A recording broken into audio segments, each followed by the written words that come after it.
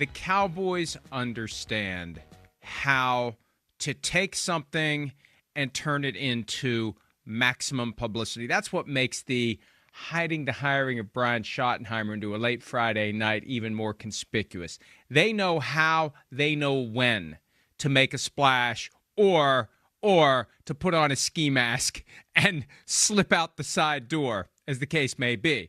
Because I say all the time, Chris, hey, folks, if you're going to break some news, if you're going to drop a nugget, try to do it during working hours Monday to Friday, generally. But the right time to do it, if you want to commandeer a news cycle in the off season, you do it right about 6:30 in the morning Eastern time. You've set the agenda for every single show that is going to be on today. Everybody is taking the rundown on a fairly slow day. The other brilliance of it, you'll wait a little bit until Shadur Sanders dies down.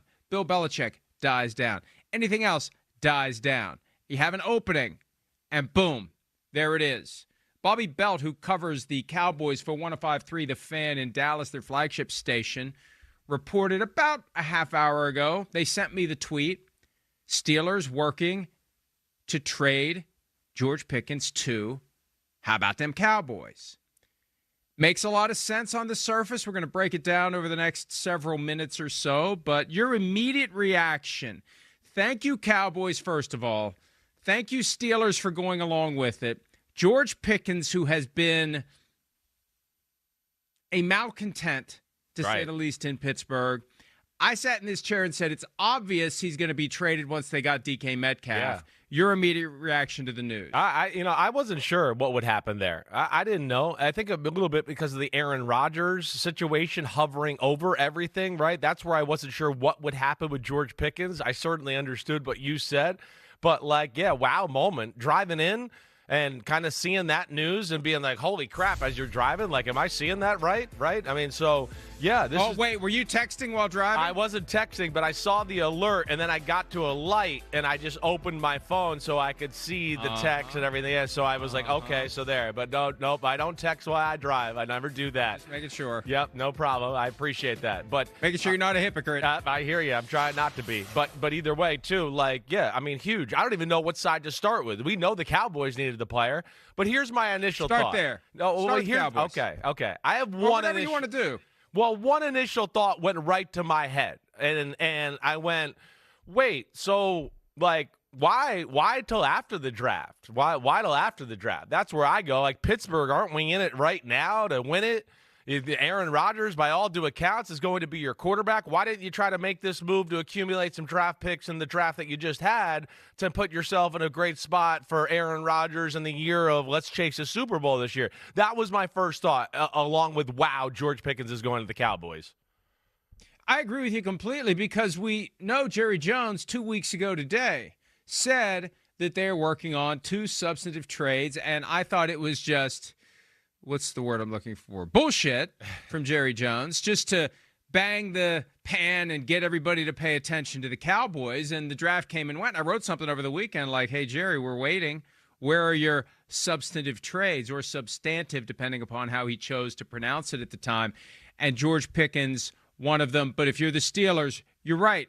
You want to get your draft pick compensation now. Unless, and the report from Bobby Belt was followed up with a tweet from Adam Schefter, who says the deal is expected to be finalized today for draft pick compensation. Here's the unless. And you know I'm a big fan of this. Teams don't like to do it because it freezes multiple draft picks in place that otherwise could be used for other trades. How about it? The compensation depends on what he does this year in Dallas. If he catches X number of passes, it goes from a 4 to a 3, for example. I'm just throwing that out as an example. Sure. It goes from a 3 to a 2. If he has, 1,200 receiving yards? I don't know. Yeah. But remember how the Bears got burned with Chase Claypool? They gave up with the pick that became Joey Porter Jr. It was the first pick in round 2, ultimately the de facto final pick in round 1, because that was the year the Dolphins lost their first-round pick because of the whole, rampant tampering with Tom Brady and Sean Payton fiasco. But I'm a firm believer when you have a guy where you're not quite sure what he's going to do and you're not quite sure what you're going to get, fine. Let's tie the compensation to how he does. Let's have a 4 to a 3, a 5 to a 4, a 3 to a 2, something like that, that they won't like it because now the Cowboys are going to have a couple of different draft picks frozen. But that could be, if I'm the Steelers, that could be the only reason why I would wait until after the 2025 draft, because obviously he needs to play in 25 before you know what you're getting in 26. Yeah, no, I hear you. I mean, the trade compensation is the thing that I'm almost most interested to hear about. I mean, I know we're going to break down what it means for both teams on the field and all of that, but we know George Pickens, like you said, last year of the deal, he's going to want a new deal, so that's part of the trade package. I had somebody text me a little bit ago, right, because as soon as I found out about this and got out of the car, okay, I was not texting in the car. I never do, right, or while I'm driving. I literally just was saying, compensation, what do you think here? And I was told right off the bat, it won't be a first rounder. Now, I see here Courtney in the back has found that Rappaport's saying it's going to be a third round or something like that, which I'm surprised to hear. I thought Pittsburgh might get a second rounder for a guy like George Pickens, but maybe because of the contract and the fact that maybe they just want to get rid of him and they've had enough, I mean, maybe that alone just drops the price a little bit. I think the Claypool deal complicated this one because remember when Claypool, who was a budding star as a rookie, you were all over him based on your time working the Notre Dame games, and he was great as a rookie, had double-digit touchdowns between rushing and receiving, and then something happened, and they unloaded him, and the Bears got fleeced. And it might have been a little buyer beware, and is bewaring or being ware, depending upon how you choose to say it, and saying, no, we're not going to fall for what the Bears fell for. We're not giving you a 2. We know there's work that needs to be done here. Pickens has, I think, untapped potential. Of course. Whether it's the circumstance or him, we're going to find out. But you think about all the guys that Mike Tomlin has been able to speak to their better angels and keep them from flaring up. Not just Antonio Brown, who didn't really start flaring up at all until the very end. Others over the years. Claypool, for example. Like, there's stuff going on behind the scenes that Tomlin manages to keep under control. Not with Pickens. Like Pickens made me think, is he losing his touch?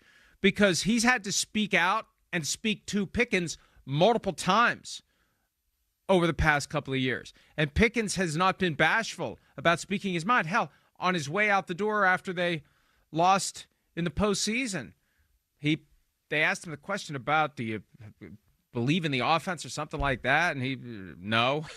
Just like, no. and that was when it looked like, okay, something's got to happen here. Something's got to give, because he's going to want a long-term contract, and that's going to be a factor that applies, I think, with both teams.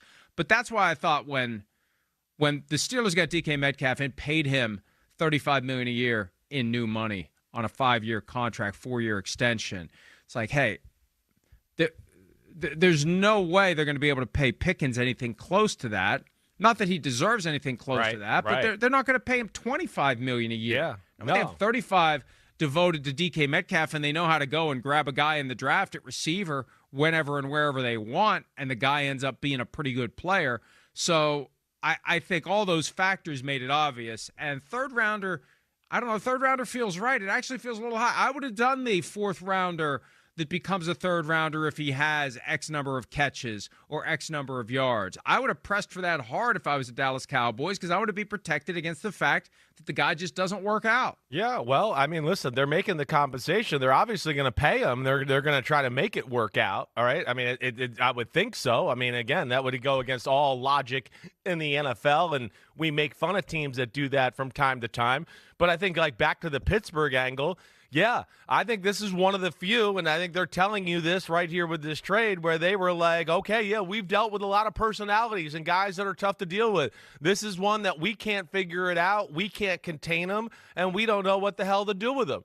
And, yeah, even with all that, too, right? I mean, I thought, hey, maybe they'll just kick the can down the year. They'll just, hey, let's just try to buy one more year with him and DK Metcalf and Aaron Rodgers and see where it goes. But obviously they're comfortable with what they got in the wide receiver room. We'll unpack that a little bit. But yeah, I'm still a little bit surprised here. I am. I'm not surprised that the Cowboys wanted him. I get that all the way. They need another playmaker. It's great for them.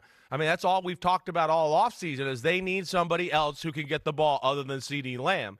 So that's going to be fun to watch, just them orchestrate the offense around those two guys and make sure they get Pickens the ball a little bit here in this situation. But, yeah, shocking developments here this morning and a lot to unpack really with both sides of this and how it'll work out.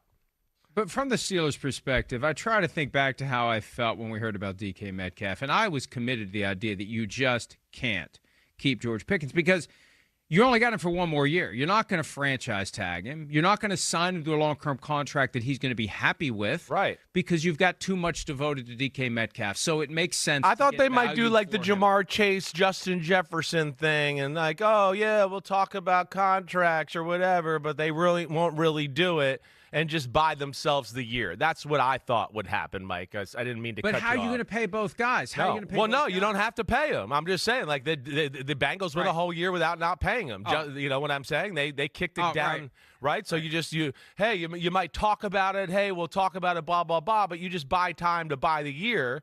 Right. But you don't have the fifth-year option. No, you don't have your the insurance. You don't have that's the key. That is definitely a game changer there. Yeah. But I thought they'd find some way to finagle the way just to get through the year is basically what I'm saying. Especially when I thought Aaron Rodgers is coming for sure. He's going to want Pickens and DK Metcalf. And, wow, he's in a spot for success here with all that.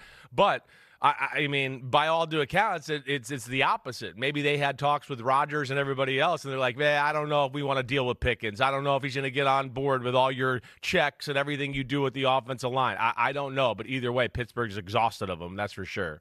Here's the other practical reality that now as we're having the conversation, yeah, I know, there's so much coming going back on to here. me, right? And it's coming back from when we talked about Metcalf. Because here's the thing. Right. If you don't give Pickens a long-term deal, he's in his contract year. He needs to have a big year. Right. There's only one football, and they have to justify the DK Metcalf trade. Exactly. So he falls to number 2. He'd been number 1. He falls to number 2. He needs to have the kind of year that can get him paid the way he wants to be paid. How are you going to do that as a number 2 option when they're force-feeding the ball to DK Metcalf if they're going to have any chance to justify their money they're giving to DK Metcalf? It was set up. I give the Steelers credit for recognizing it was set up to be a toxic stew this year on offense. Right. Especially when you drop Aaron Rodgers into agreed. The pot. I mean, it was been very risky. You're right. I mean, you get through 5 weeks, DK Metcalf's leading the AFC in receiving yards, and George Pickens is like, what the hell? And like you're talking about, it's a big contract year. Now, that doesn't change anything for the Cowboys and where they are, so they better give them that contract here because it's going to be the same thing. I mean, they're going to be feeding the ball to CeeDee Lamb. We know that. It's one of the issues with their offense. So are they going to get this done sooner rather than later, or are they going to get into the year and, CeeDee Lamb's going to, take up all the ball and George Pickens is going to get annoyed with that? I don't expect that. I would think they've already talked about contract and they're going to get that done. But either way, like this is a big movement. And I don't know what team you kind of want to break down here and what it means for each team as far as where you want to start in that conversation. Hi, it's Mike Florio. Thanks for watching PFT on YouTube. Hit subscribe for the latest news and analysis from Pro Football Talk.